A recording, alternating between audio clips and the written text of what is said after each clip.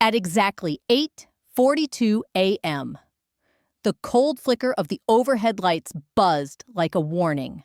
My office in Sacramento, reeking of burnt coffee and overused copier toner, felt less like a workspace and more like a mausoleum for ambition. I remember the moment because it was the fifth time I'd flagged the same anomaly, a 7,930.17 discrepancy in vendor payouts. Always rounded up, always favoring the company, especially on the larger federal contracts. You know that feeling, right? When your gut whispers something's wrong, but your coworkers wear blinders.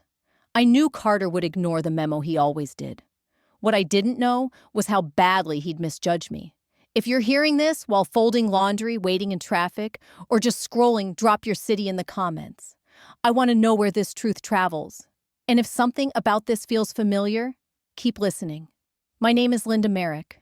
I'm 57, and I've worked as a compliance officer for 17 years. And on that Tuesday morning at exactly 8:42, the truth stared back at me from line 46B of the second quarter reports. 7 onini or 30 now pauses in 17 again. Not an error. The fifth recurrence. The rounding always suspicious, the vendor codes always traced back to the same contract. Quiet patterns no one else wanted to see. My desk, wrapped in beige panels and forgotten recognition plaques, smelled like yesterday's coffee and broken promises. The buzzing light overhead added a flicker of dread to my already suffocating cubicle. This wasn't sloppy math. This was intention. Carefully nudged figures making Dominion systems look leaner, more efficient, more attractive than reality allowed. And these weren't small-time accounts. These were high-value federal energy contracts. I'd worked too long in this field to mistake manipulation for miscalculation. And the man laughing down the hallway, Brett Carter, CEO. The same man who called ethics a speed bump. His voice played in my head. Linda, you're always seeing ghosts in spreadsheets, delivered with that smug, fake charming tone that masked rot. But I wasn't letting this go. I opened my memo template, clean, neutral, surgical, bullet points, dates, proof. Not for them to act on, but so I could leave a trail when they didn't. Bullet points, date references. Attached documentation, the kind of report you build when you already know they won't care, but you need it carved into the official record. I reviewed every figure twice, every cross-check, every linked invoice. My hands moved with clinical precision, a habit earned from years of audits. I didn't trust Carter to accidentally misplace an email, so I printed the memo. I slid the pages into a transparent plastic folder, clarity on the outside, corruption beneath. The walk down the carpeted hallway felt routine. I passed framed slogans about excellence and accountability, laughable platitudes in a building where ethics came second to profit margins. I knocked twice on Carter's polished oak door and stepped inside before waiting. He lounged in his executive chair, Bluetooth earpiece, in making animated gestures like a man pitching a dream that wasn't his to sell. He saw me and gave a lazy finger wave, finishing his call with a breezy, "Let's circle back Thursday." Then he turned, smile already in place. Linda, what a pleasure. I held out the folder. Second quarter vendor reports. The discrepancy is still there, page 7. I recommend submitting a correction before audit prep begins. He opened the folder like it was junk mail, flipping through without actually reading. You and your eye for decimals, he said with a smirk. That's what makes you special. Brett, I replied. Voice calm, but direct. This isn't a decimal error. It's human input, repeating patterns over time. It won't hold up under scrutiny. He chuckled, full and dismissive, as if I were a child complaining about monsters under the bed. Relax, Linda. You're always chasing shadows. That's why we love having you on the team. The word love came out slick like motor oil. He waved the folder like a tabloid headline, then tossed it onto a stack of unopened envelopes. I turned to leave, heart pounding, not with fear, but the cold certainty that I just handed him a lifeline. And he chose to ignore it. Behind me, his voice rang out. We'll be just fine without your nitpicking. He thought it was over. But I'd spent 17 years mastering the fine print he never bothered to read. The only difference today, I was finally going to act. The summons came at 10:14 a.m., less than 2 hours after I dropped off that memo.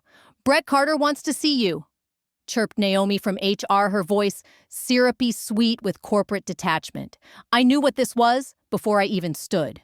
The walk to his office felt like a funeral procession, except the body still had a parking spot and a stock portfolio. I passed through the sales floor, a chaotic arena of underpaid ambition. Young reps in cheap blazers tossed stress balls, laughing too loudly. A few fresh hires, barely out of college, clicked by in block heels, unaware they'd be blamed for a spreadsheet error within 6 quarters. No one looked at me. They never did. Carter's office door was wide open, like a stage waiting for its final act. Inside, he lounged behind a shining walnut desk, a monument to ego. The blinds were tilted just so, casting shadows that shimmered across his Rolex. His hair gelled, and too precise, looked like it came with an instruction manual. "Linda!" He beamed, arms open like we were old friends. "Come in, take a seat." I did. Back, straight hands, folded, calm. My folder still sat untouched in the tray on his credenza. He pulled out a manila envelope and slid papers toward me like a magician offering a trick. After a lot of strategic review, he said, oozing condescension, "We've decided to realign roles. Streamline. You understand." "You're letting me go?" I asked flatly. "I prefer to say, we're unlocking your potential." Carter grinned. "You're talented, no question. But compliance, it's not the future. We need adaptable thinkers, not just policy checkers." I stared at the severance documents. 1 week's pay per year served 17 weeks wrapped in legal fluff. There was even a company-branded pen clipped to the folder. My throat tightened, but I didn't flinch. Because of the memo this morning, he leaned back and laughed. Loud, mocking. "No, Linda, come on. This has nothing to do with that." He was still smiling. "Still wrong." "Always so dramatic," Carter said with a smirk. "This is why compliance folks never make CEO. You see shadows in spreadsheets, danger in decimal places." Then he reached for his Mont Blanc pen, silver-plated, engraved a gift from the board. He signed the termination paperwork like it was a holiday card, clicked the pen shut, and slid it across the desk with that salesman's wink. "Best of luck, Linda. I really mean that. Maybe now you'll find a place that truly appreciates your talent for nitpicking." There it was again, nitpicking. As if 15 years of ensuring compliance with federal regulations was just a quirky obsession, like collecting stamps or spotting typos on menus. I took the folder. No tears, no outburst. I wasn't giving him the satisfaction. But the sound of his smug laugh clung to the air static that followed me all the way back to my desk. That laugh would stay with me, not as a wound, but as a timestamp, the last moment Brett Carter ever held the upper hand. They handed me a cardboard box far too small for 17 years. I filled it anyway. My stapler, the one that never jammed. 2 mugs. 1 plant that was half dead and half pure spite. My hands trembled, but it wasn't sadness anymore. It was something denser, like steel cooling under pressure. A young woman from HR loitered nearby, pretending to organize printer paper. My coworkers, the same people I'd shared donuts and budget birthdays with, suddenly couldn't make eye contact. No goodbyes, no thank yous. Just a few forced "sorry to see you go" lines tossed out like discount coupons about to expire. Then I reached under my monitor and pulled out what really mattered, my old black moleskin notebooks. Pages of handwritten notes, invoice numbers, margin flags I'd quietly logged for years. I slipped them into the box like sacred evidence. Then I walked the hallway. One last time, heels clicking like punctuation. Outside, leaning against the hood of his silver Audi R8, stood Carter, smug, polished, clueless. He was still laughing, not knowing his clock had just started ticking. He was laughing shoulders back, sunglasses pushed onto his forehead like he was modeling for a yacht catalog. I stopped halfway between the glass building and my old Honda Civic with the cracked bumper and faded paint. Brett Carter pointed toward the hood of his silver Audi like it was the 8th wonder of the world. Next to him stood our head of procurement, the same man who once asked if compliance was just fancy proofreading. He cracked a joke. Carter threw his head back and laughed again. That same arrogant, hollow laugh. My grip tightened around the cardboard box until it creaked. It hit me hard. This man hadn't just taken my job, he'd taken my dignity, my future. He tossed it all aside for engine torque and executive ego. He didn't fire me because I was wrong. He fired me because I was inconvenient. He thought I'd walk away quietly, mourn, then disappear. Instead, I stood still in the humid California air, memorizing every detail, his tailored blazer, his smug stance, the stupid, empty grin. Then I popped the trunk, placed the box inside, gently slid into the driver's seat and drew a deep breath. No tears, just clarity. On the passenger seat, exactly where I left it last week, sat my flash drive. It contained every compliance report I'd ever filed. Brett Carter hadn't fired me. He'd freed me. And now he was going to learn what a so-called nitpicker could do with a federal statute, a pristine paper trail, and zero left to lose. My Civic hummed as I pulled away from the headquarters of Dominion Systems. I didn't go home. I drove to a weathered diner just off I-5. The sign read, Darla's, though I knew Darla retired years ago. These days, it was run by a woman named Rita, who looked like she survived 2 divorces and served coffee like it was penance. I slid into a corner booth. The vinyl hissed. If this story spoke to something in you, if you've ever felt dismissed, doubted, or underestimated, go ahead and subscribe. There's more to come, and I promise the next story might just feel like it was written with you in mind. I unloaded my box notebook's phone charger, 1 chewed-up pen. Rita brought sludge in a mug. Menu, she asked flatly. I shook my head. Just keep the coffee coming. She nodded. Hope he regrets it. Not yet, I thought. But soon. Every memo. Every flagged entry. My fingers moved quickly, guided more by instinct than thought. Grief. Humiliation. That hollow, bruised feeling in my chest, all shoved into some mental storage unit labeled later. What remained was calculation. Pattern recognition. A singular, deliberate focus. By the time Rita came back with my second coffee refill, I had a growing list of transactions that only made sense if someone wanted them not to. Vendors charging for goods never delivered, labor hours inflated on contracts that had long since closed, and always, the same 3 names signing off. But this had moved beyond spreadsheets. I opened my browser and typed Federal Whistleblower Report, Fraud Government Contract Portal. Bureaucracies love long names, and I'd spent nearly 2 decades navigating them. I knew exactly where to go. The contract Carter had waved around like a trophy contract, H7A4B, fell squarely under the jurisdiction of the Department of Energy's Office of Inspector General. I followed the links, each click leading me deeper into the portal. Finally, I landed on it. Report fraud, waste, or abuse. Office of the Inspector General. I stared at the screen. Let the weight of it settle. Then I started reading. Slowly. Carefully. That's when I saw it. Section 132.4 Subpart C Qui Tam Protections. Everything clicked into place. Under the False Claims Act, I could report fraud involving federal funds, remain anonymous, and even initiate a civil case on behalf of the U.S. government. If my documentation was credible and timely, the agency had to begin a preliminary review within hours. My coffee had gone ice cold. I drank it anyway. I flipped to a page in my moleskin labeled Redundant Anomalies and began a new column beside each entry, Contract ID dollar variance signatory frequency. Then I compared them to the company's internal audit calendar. Every transaction fell just outside review windows, barely enough to be suspicious, but unmistakable when viewed as a whole.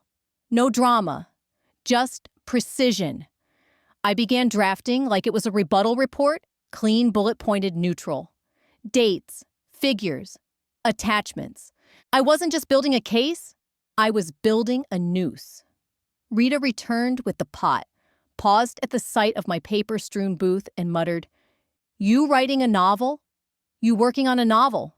Rita asked, pouring more coffee. I didn't look up. Something like that. Well, she muttered half to herself, "Hope the ending's worth it." I gave her a small, tight smile. "Oh, it will be." Then I clicked Start New Submission. My fingers hovered over the keyboard like I was defusing a bomb, because in a way, I was. The subject line stared back at me, crisp and clinical. Urgent review of potential accounting discrepancies. Contract H7A4B. Below it, I wrote exactly 713 words. No filler, no emotion, no fluff. Just hard facts and precise language forged from decades in compliance. Attached are 5 examples of vendor billing inconsistencies under contract H7A4B between Q2 2022 and Q1 2024. Each entry reflects repeat anomalies that resulted in overpayment benefiting the contractor in excess of federal thresholds. Supporting files include internal memos, flagged transaction summaries, scanned invoices, and audit logs. Also attached one image of an internal email chain in which Brett Carter authorizes an override of a flagged discrepancy, the line that still made my jaw clench. If Linda asks, tell her it's a system quirk. We'll make it back on the next one. Burning bridges was one thing. This wasn't that. This was nuking the bridge, scattering the ashes, and mailing the fallout to Washington. My thumb hovered over the trackpad. Rita returned quietly, topping off my mug. Somewhere behind me, a toddler shrieked about ketchup. A man at the counter coughed like he was exercising regret. At 11:15 a.m., I clicked send. The page went white. Then, thank you for your submission. Case reference number 118329QT. You may be contacted for further information. No sirens, no applause. Just sterile acknowledgement. And still, it hit like a freight train. I leaned back, adrenaline crashing. I hadn't eaten since breakfast. My stomach churned like I'd swallowed nails. But I had done it. After years of being dismissed, ignored, and finally laughed out of a job, I was finally heard. Or had I doubts crept in fast like ivy through a cracked foundation? What if they buried it? What if no one cared? What if Brett Carter had friends in high places? What if I had just handed over 17 years of my life for nothing? My phone buzzed. An email. Office of Inspector General. Case 118329QT. Submission confirmation. The government doesn't do fast. It doesn't do personal. But this message had a second line, and it split something open in my chest. Your report qualifies for expedited review under Section 132.4, Subpart C. I closed my eyes, exhaled. That wasn't just a thank you. It was ignition. Somewhere in a gray federal office, someone opened a folder. Someone saw my name. And for once, the weight behind it wasn't invisible. I looked out the diner window. The gas station across the street still flashed Powerball numbers. A man walked a dog in a stroller, like it was normal. Life kept moving. But Brett Carter had no idea. At 11:15 a.m., the clock started ticking. By 2:06 p.m., I was back in my apartment. Small, too quiet. The kind of quiet that makes you think in circles. I hadn't changed. My blouse was still tucked in. My shoulders ached. The cardboard box sat on my kitchen table like a tombstone. My open notebooks looked juvenile now, scribbles and arrows that once felt sharp now, just desperate. I kept refreshing the portal, checking email, ignoring my sister's texts. What happened? Are you okay? I didn't answer. Explaining it made it real. And worse, invited someone to say what I feared: you should have just taken the severance. In my head, Carter was sipping a glass of wine at some trendy Sacramento steakhouse, laughing, toasting to efficiency, probably calling me hysterical over creme brulee. My hands itched. My knee bounced. I tried reading, failed. Tried cleaning, ended up alphabetizing the spice rack. At 4:12 p.m., I gave up. Sat on the couch, stared at the ceiling. Then at 4:30 p.m., sharp, my phone rang. Unknown number. Washington, D.C. area code. I answered on the first ring. Linda Merrick. Ms. Merrick, this is Aaron Wexler from the Office of Judge Marston. I'm calling to confirm receipt of a submission you filed this morning through the Department of Energy OIG portal. Case number 118329QT. Are you the author of this report? Her voice was calm, professional, clear. Yes, I replied. mouth suddenly dry. That's me. Thank you. I'll be brief, she continued. We've received your documentation. I need to confirm 3 items before we escalate to the preliminary injunction stage. Okay. First, did you have authorized access to all submitted materials? I blinked. Yes, everything was accessed under my role as compliance officer. Second, any threats or retaliation since the submission? I hesitated. I was terminated this morning. Officially, they said it was part of a restructuring. There was a pause. I could hear her typing. Understood, she said. Third, can you confirm the documents reflect recurring discrepancies involving federal funds under contract H7A4B? Yes, I said more confidently now. Over 2 years, I can provide additional documentation if needed. No need, we have what we need. A faint second voice came through the line. Erin must have covered the receiver. When she returned, her tone shifted slightly. One more thing, Ms. Merrick. You may want to familiarize yourself with the term preliminary injunction. What does that mean exactly? It's our standard first step in asset preservation. If your report is credible, and yours is, we act quickly. So, my report is actionable. It is, she said. The clock just started. The call ended before I could exhale. I sat frozen, still gripping the phone. Then slowly I reached for my laptop and Googled preliminary injunction. Freezing accounts, halting operations, seizing business records before a hearing. I didn't smile, I just blinked. Brett Carter had spent the last 4 hours thinking he'd won. But somewhere in Washington, someone was reading the fine print.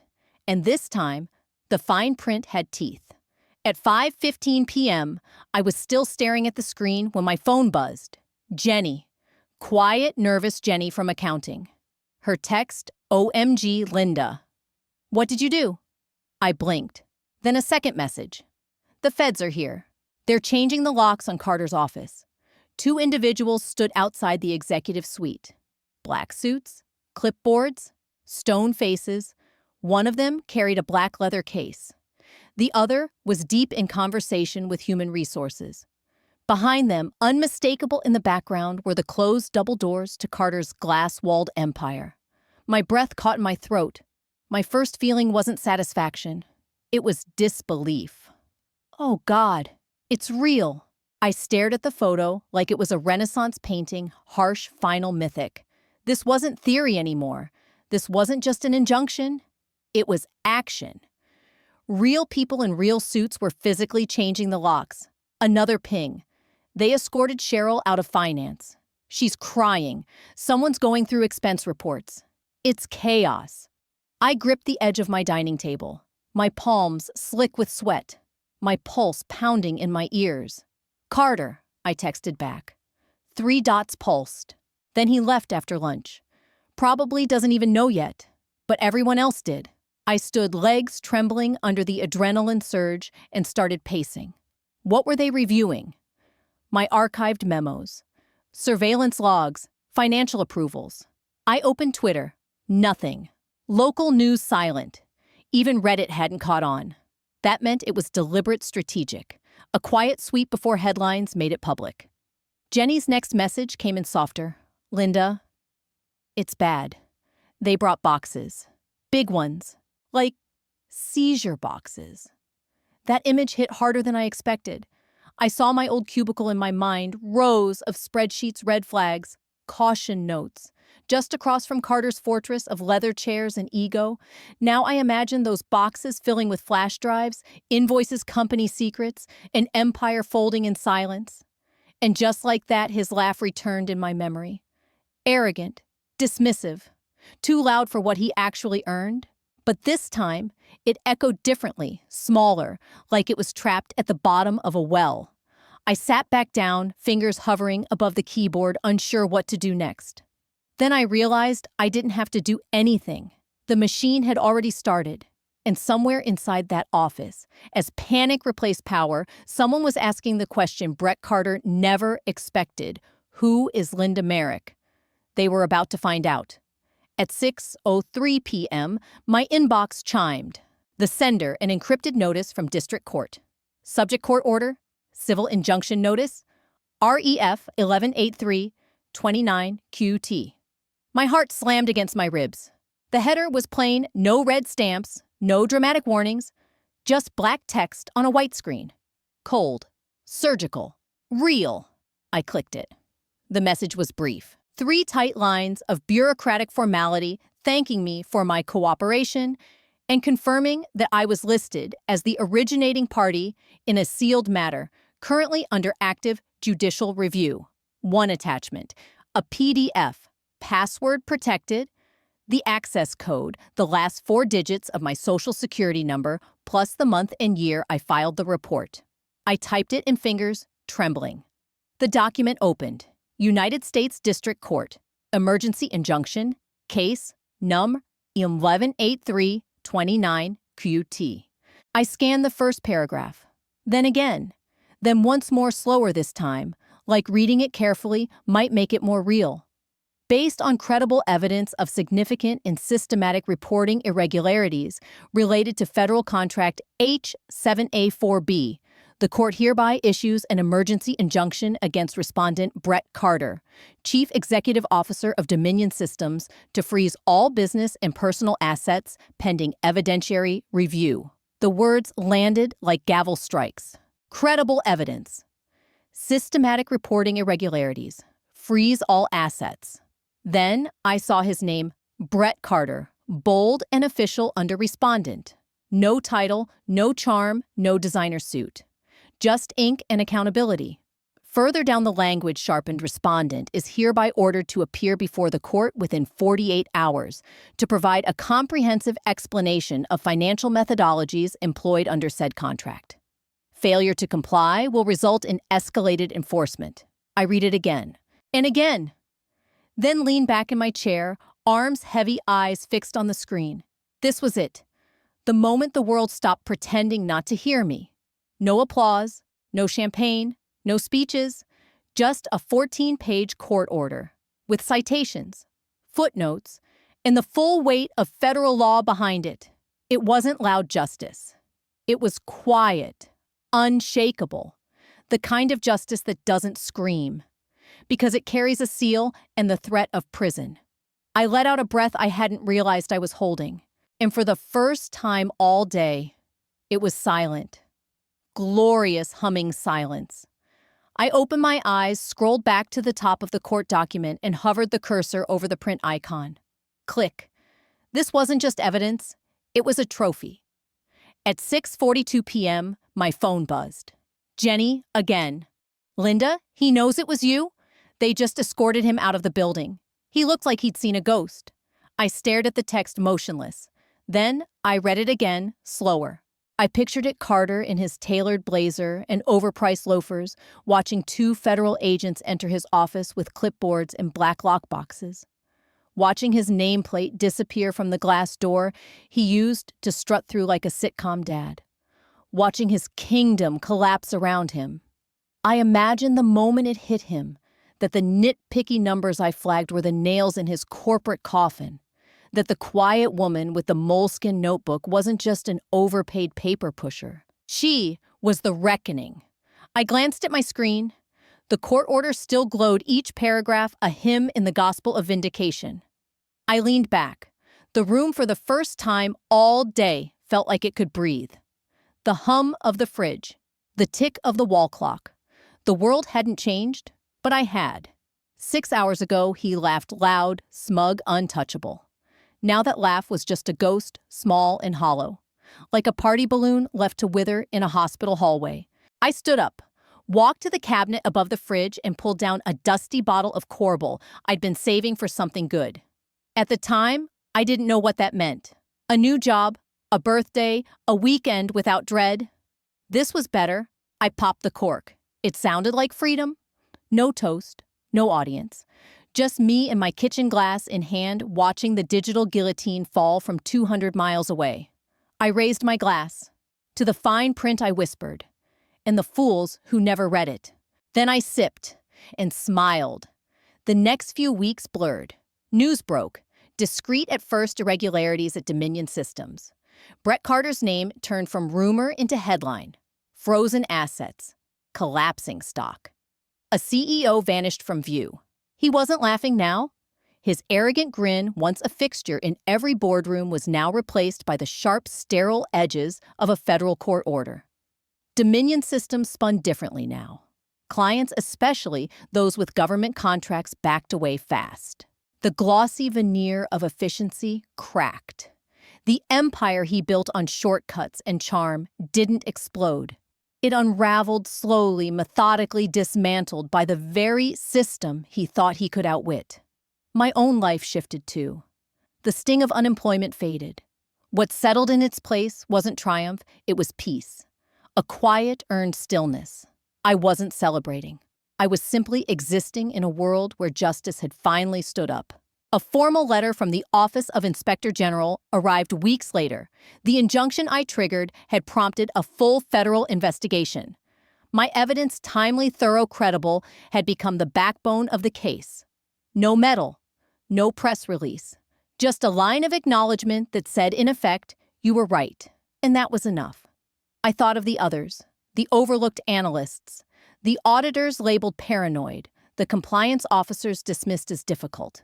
People like me, the so-called nitpickers. This story wasn't about revenge, it was about permanence, because truth once recorded properly doesn't disappear. It waits quietly, patiently, until someone listens. Life moved on. I started consulting, helping small businesses establish ethical compliance frameworks.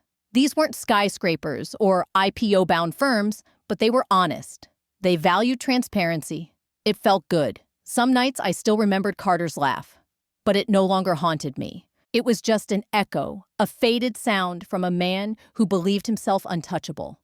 A man who thought eliminating me would eliminate risk. He never understood some risks, once triggered, become consequences. My quiet diligence, my pages of notes flagged invoices, and patient documentation became the levers of his downfall. The fine print, after all, always has the last word. If you made it this far, thank you. I'd love to know what you would have done in my shoes. Would you have stayed silent? Would you have walked away? Or would you have done what I did? Kept the records, followed the rules, and waited for the right moment to act. Drop a comment and tell me, not just for me, but for anyone out there who needs to hear that integrity still matters. To those feeling unseen, undervalued, or silenced at work, stay sharp. Keep your receipts. The world may not reward quiet strength right away, but it does notice when the truth stands up.